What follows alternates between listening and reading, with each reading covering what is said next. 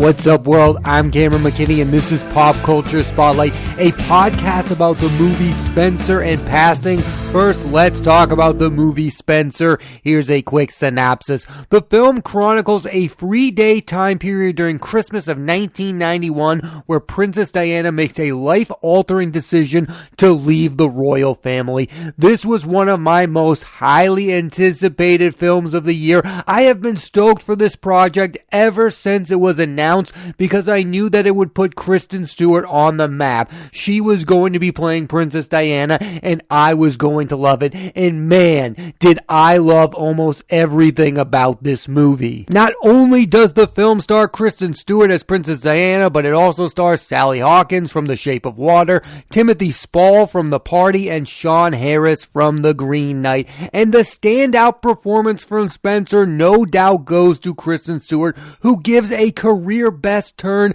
as a cultural icon. Not only does she master the accent, she's also in full-on movie star mode, and it feels effortless. It doesn't feel like she's trying at all. She's not trying to lose herself in the role. She's just being a mega movie star. And a lot of people will come out of this film and say Kristen Stewart is now a good actress. And that is just simply not the case. And I get the perception, if you only know her from the Twilight films, then you can feel that way. But for me, she's been great in a lot of films, including Adventureland, The Runaways, Camp X-Ray, Clouds of Sils Maria, Certain Woman, Cafe Society, Personal Shopper, and Happiest Season. And I understand those are mostly indies that not everyone sees. I mean, the mainstream movies she's been in are not super impressive. The Twilight films, Snow White and the Huntsman, and Charlie's Angels. After you see her in Spencer and still don't think she's a good actress, you are out of your mind. And I really hope that Stewart ends up winning an Oscar for this performance. And the best scenes of the movie are her scenes with the kid actors playing Prince William and Prince Harry. They are delightful and the best scenes of Stewart's career. When you play someone as well known as Princess Diana, you have to nail it, and that's exactly what Stewart did. I think one of the biggest criticisms of Stewart's career is that she's not an upbeat performer. She's usually not playing a happy character. Well, she turned what some people view as her biggest weakness as a strength. Yes, it's true. Kristen Stewart is way better at playing a character who is dealing with dread. I mean, she did it in a movie like Personal Shopper. In that film, she's dreading the loss of her brother. And in this film, she's dreading the thought of spending any time with the royal family. The only other performance worth noting comes from Sally Hawkins, who has really good chemistry with Stewart. In this, she's the only character other than the kids who care about Diana as a human being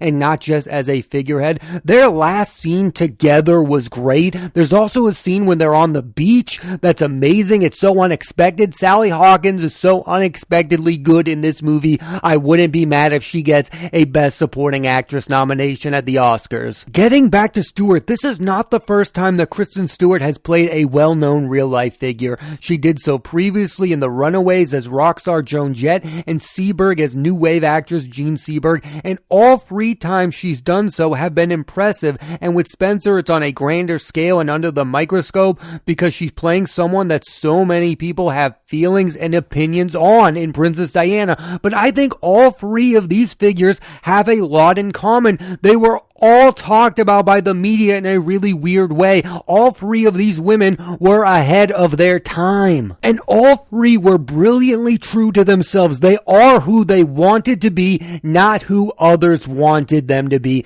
And all 3 were played brilliantly by Kristen Stewart. I could not recommend you watch these 3 films back to back anymore. Definitely, if you like Spencer, watch The Runaways and watch Seberg, because Kristen Stewart is great at playing real life famous people. Stewart is next set to star in the film Crimes from the Future with Viggo Mortensen and Léa Seydoux, directed by David Cronenberg, and Sally Hawkins is next set to star alongside Timothée Chalamet, Olivia Colman, and Keegan-Michael Key in Wonka. Let's talk about the director of Spencer, because the director of this film, Pablo Larrain, has become a master at making a good biopic. He previously directed Jackie, a film about Jackie Kennedy starring Natalie Portman, and why both of his biopics, Jackie and Spencer, are brilliant is because, in my opinion, they are not a cradle-to-grave film that chronicles an entire person's life. Both films, Jackie and Spencer, are about one pivotal moment in both of these women's lives.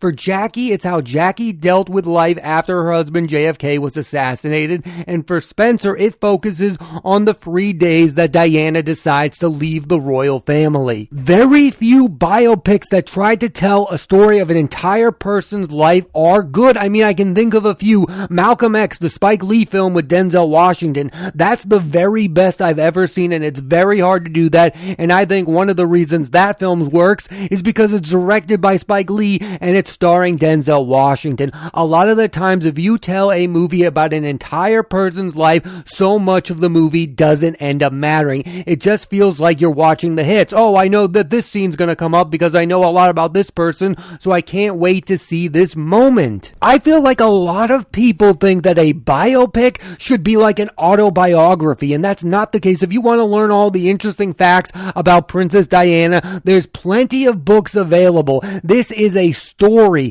It is entertaining. It is about a moment in her life. This isn't even factual. It's called a fable at the beginning of the movie. I think of a movie like Lincoln. That movie is not about the entire life of Abraham Lincoln. It is about a moment in time where he is thinking of getting rid of slavery. I mean, that film, who cares if it's not his entire life? Daniel Day-Lewis is great, and Kristen Stewart is great, and Spencer. I don't want to learn about the entire life of Princess Diana. I'm not even sure it's that interesting for a film, but I think for what the movie is, what Spencer is, it's brilliant. What Jackie was, it's brilliant. You deal with one significant moment. Movies that go on for years and years get confusing. I think of a movie like Rocket Man. Like, who knows where we are in Elton John's life at the end of that movie? It's confusing to follow. At least with Spencer, you know that it takes place during a free day period. And what I like about Spencer is, if I want to know more about Princess Diana because of this movie,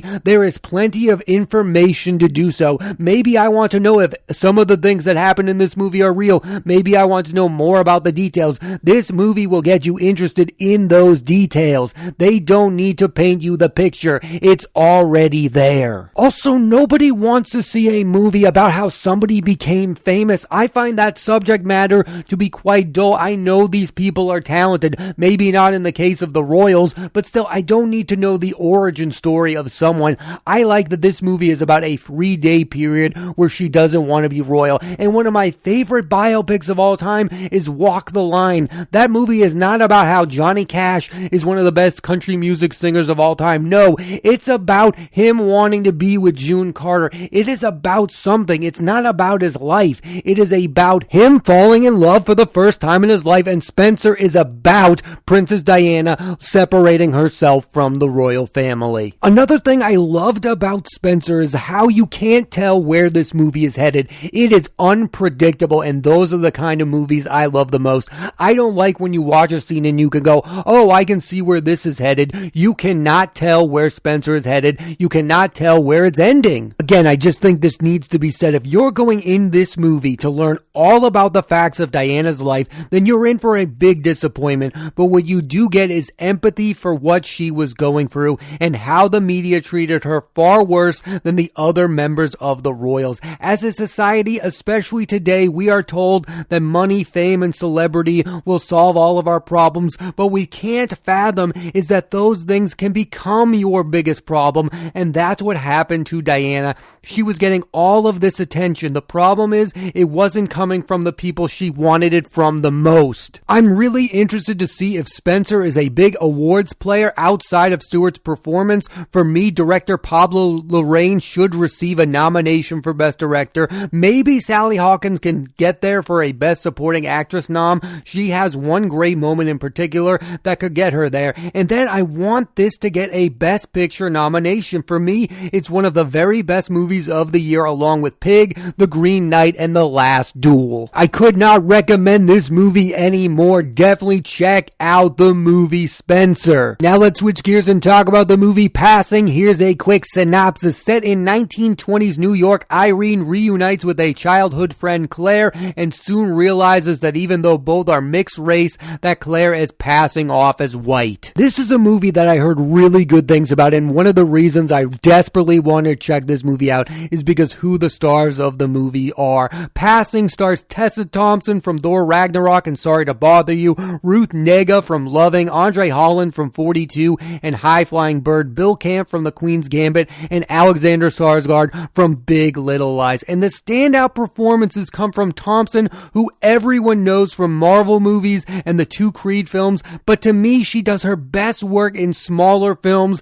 like Sorry to Bother You and Little Woods, and in Passing, she's doing some of her best work. I feel like it's her best leading role. And then with Ruth Negga, you have someone who more people should know about. She gave one of the best performances I've ever seen in this Jeff Nichols film, Loving. I absolutely love the film Loving. I could not recommend it more. Joel Edgerton is great in that film, but it's Negga, and Negga ended up getting an Oscar nomination for that performance. And then she showed up in James Gray's sci-fi Ad Astra along with Brad Pitt, and she's only in the movie maybe 8 minutes, but she gives the definition of what I would call a scene-stealing performance. I loved her in that film, and in Passing, she's giving one of the best performances of the year. I no doubt think she is getting a Best Supporting Actress nomination at the Oscars for this role. And then like Negga, you have Andre Holland, who not enough people know that name. He shows up in excellent films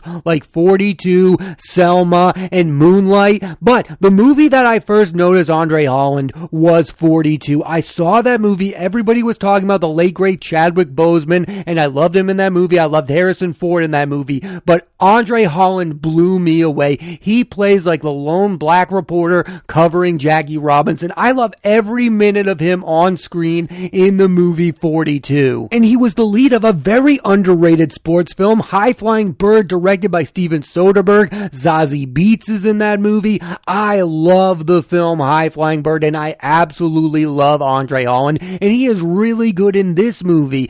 His scenes with Tessa Thompson and Ruth Negga are great. I mean, at the beginning of the movie, he thinks that the Ruth Negga character Claire is super overdramatic, and then in the middle of the movie, he starts to really enjoy her almost as much as he likes his wife, played by Tessa Thompson. It's a fascinating character he's playing in this movie. I also think he's the character in the movie who's not avoiding the time he's living in. I mean, Tessa Thompson does not want to talk about social issues, but her husband, played by Andre Holland, desperately wants to. And then you have the Ruth Negga character who is passing. I mean, she doesn't want to live in the reality that she's living in. I mean, he is the only character living in the real world, so to speak, in some form or fashion. I mean, the Tessa Thompson character is not as far as the Ruth Negga character, but still the Andre Holland character feels like he understands the world he's living in. He wants to leave the country. He wants to talk about social issues, while Ruth Negga and Tessa Thompson's character want nothing to do with either of that. Holland's character is the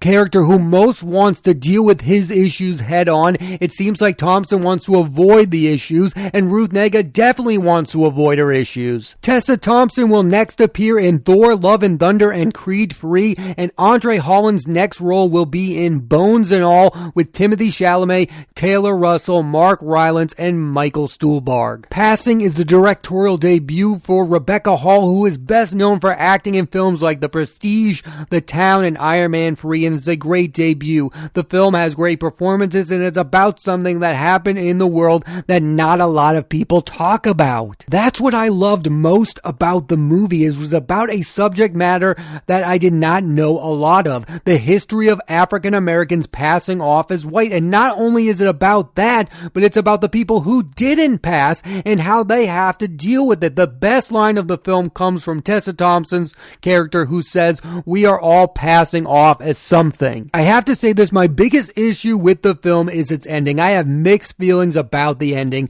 I think it's too on the nose, it's too poetic, it tries to tie the movie in a nice bow. I wanted the issues that Irene Thompson's character had with Claire's to be talked through. That for me would have been more entertaining and informative. The ending, while shocking, left me wanting more. It was building to this ultimate climax of the Ruth Negga character having to confront what she's been doing this entire time. I really wanted to build off something emotionally palatable, and I think it left me wanting so much more. And I get it, this movie is based based on a novel. They probably weren't going to change the ending. I did not like the ending to this movie. This movie's ending was way too fast and out of nowhere. You couldn't have seen it coming, and I don't mean that in a good way. I said that in Spencer. I love that you couldn't see where it was going. I love the ending to Spencer. I did not love the ending to Passing. It did not confront its issues head on. I thought the movie was headed towards a powerful moment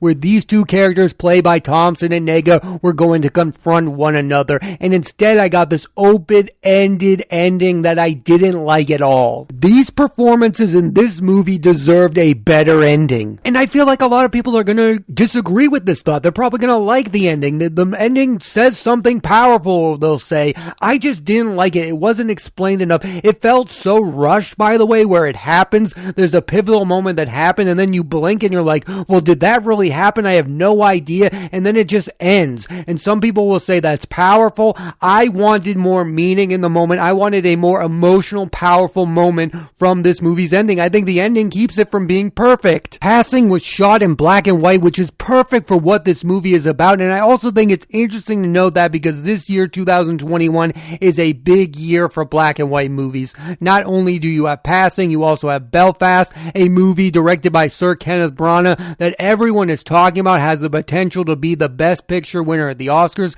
You have The French Dispatch that goes in and out of black and white. I really liked that movie. You have Malcolm and Marie, the film that stars Zendaya and John David Washington, directed by Sam Levinson. That was shot in black and white. You have Come On, Come On, the Mike Mills film starring Joaquin Phoenix. I can't wait to see that one. You have The Tragedy of Macbeth, the film directed by Joel Cohen, starring Denzel Washington and Frances McDormand. And in recent years, you had Roma, Mank, and The Lighthouse, all these films made by excellent directors. And they kind of signify that these are films you are going to have to pay attention to, at least critically. What I find interesting about black and white movies, the modern ones, these are not hit films. These films are not making a ton of money. They're all critical successes. Like, for instance, I don't think Marvel is going to make a superhero movie in black and white because I don't think modern audiences go to these movies in flocks. I think these movies are really good.